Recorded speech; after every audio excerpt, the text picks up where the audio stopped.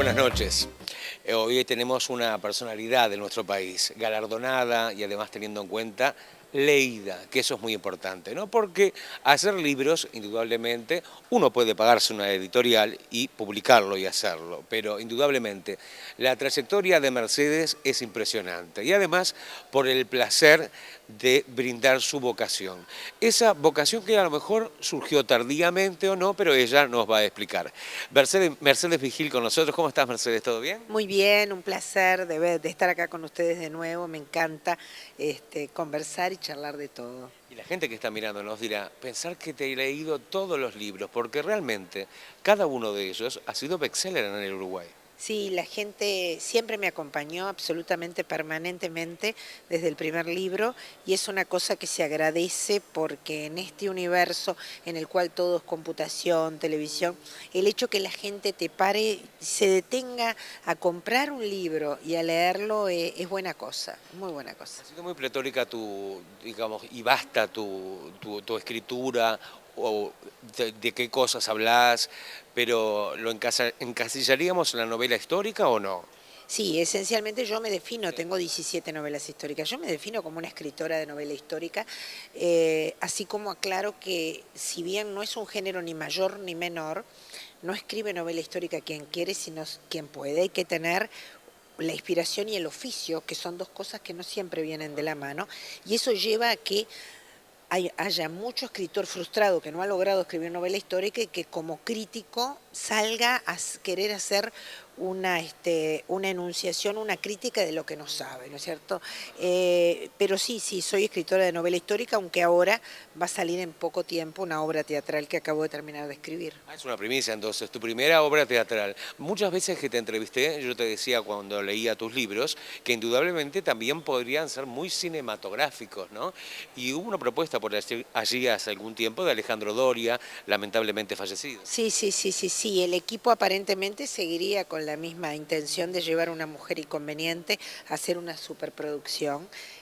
Sí, sí, prácticamente todas mis novelas son muy visuales y tienen ese dejo de cinematográfico. Vamos a ver cómo nos va con la obra del Bicentenario, Hijas de la Tierra, en la que por primera vez me meto a armar una obra de teatro, ¿no? Entonces, pero son experiencias fantásticas. A mí me encanta esto de apostar y creo que en el Uruguay la gente está esperando, por eso siempre mis libros son bestseller, porque la gente está esperando que uno les acicate el interés, la curiosidad. Lo que pasa que a veces las propuestas que se le acercan al lector son terriblemente tediosas. Y yo te lo digo de corazón, lo hemos conversado muchas veces fuera de micrófonos, que uno debe ayornarse a los tiempos posibles. Yo soy una gran admiradora de Onetti. Me gusta mucho Onetti desde el punto de vista literario, pero estoy convencida que Onetti en el siglo XXI no tendría éxito, porque el escritor es el escritor, su época y sus lectores, y seguramente en este siglo XXI nuestros libros tienen que ser mucho más ágiles, mucho más dinámicos, mucho más de acicatear la imaginación, porque estamos compitiendo contra cosas que hace 50 años no competíamos. También la presentación del libro, la forma, la carátula, la imagen del escritor, etcétera, ¿no? Ahora, ¿y los clásicos dónde quedan entonces, Mercedes? Los clásicos son fundamentales y por eso es que los clásicos deberían, y digo deberían porque se han quitado en los liceos cada vez, no solo acá, es un fenómeno universal.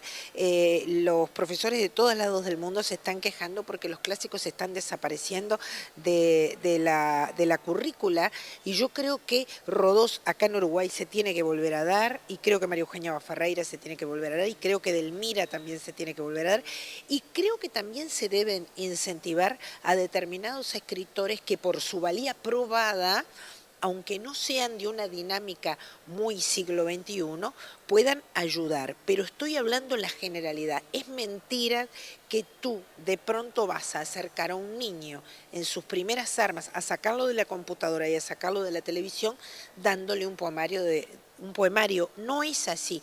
Es quizás, yo te cuento una cosa, en los liceos las profesoras están dando determinadas materias con libros míos y de otros colegas, no son los míos. Eso te iba a preguntar, más que nada, porque tú también visitas liceos, compartes con ellos, con los profesores, haces charlas, mesas redondas. Pero yo quiero hablar un poco de esta gitana, ¿no?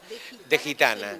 Gitana, que es el último libro y que lo presentaste en un lugar especial, de una forma muy especial. Contanos un poco a quién se le ocurrió la idea y todo eso.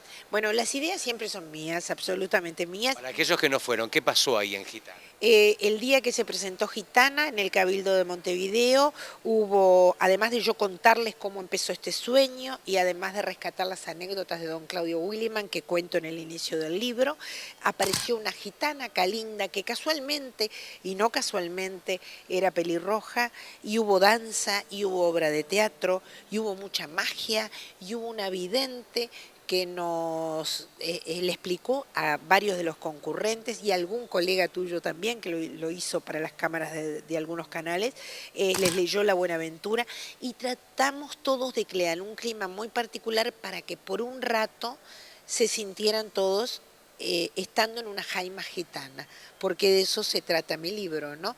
De el romance entre el varón de la Laguna, Carlos Federico Lecor, que era el gobernador general en la época de la Cisplatina, y una gitana integrante del primer clan de gitanos que se estableció en Montevideo, porque ya habían llegado otros y no los dejaban bajar. Ahora, ¿utilizás ese método que se usa comúnmente retrospectivo-activo? Es decir, ¿mirás a las gitanas de ahora o a las gitanas uruguayas de ahora para mirar a las de atrás o no? No, en absoluto. Ese no es el método que se debe usar para mí en la novela histórica y así lo enseñan los clásicos. En novela histórica hay que usar dos cosas. Primero, tomarse un avión. Yo hice la ruta del gitano por Portugal, desde el sur de Portugal hasta Lisboa, Lisboa hasta Río de Janeiro al Río de la Plata, que fue la ruta que siguieron los gitanos americanos. La gran mayoría vinieron con la corte de Braganza. No olvidemos que entre 1808 y 1810 la península ibérica estuvo hackeada e invadida por Napoleón. En ese momento se embarcan las primeras naves con la corte de Braganza, con 3.000 cortesanos, y además allí venían los primeros gitanos que fueron cayendo en avalancha porque eran muy bien vistos como bufones, como divertimento, como adivinadores de la suerte, como bailarines. Esa es la primera cosa que utilizo, creo que hay que ir, por eso me fui a Egipto, por eso he recorrido todos los lugares de los que hablo y tratado de rescatar el aire que movía el personaje. Y el otro es el buceo y la búsqueda de la alteridad. La alteridad es tratar de ponerse en el lugar del otro desde el punto de vista de la escritura, pero el lugar del otro, y salgo de Gitana y voy al otro libro que es más claro, que te traje, que es Clara la Loca.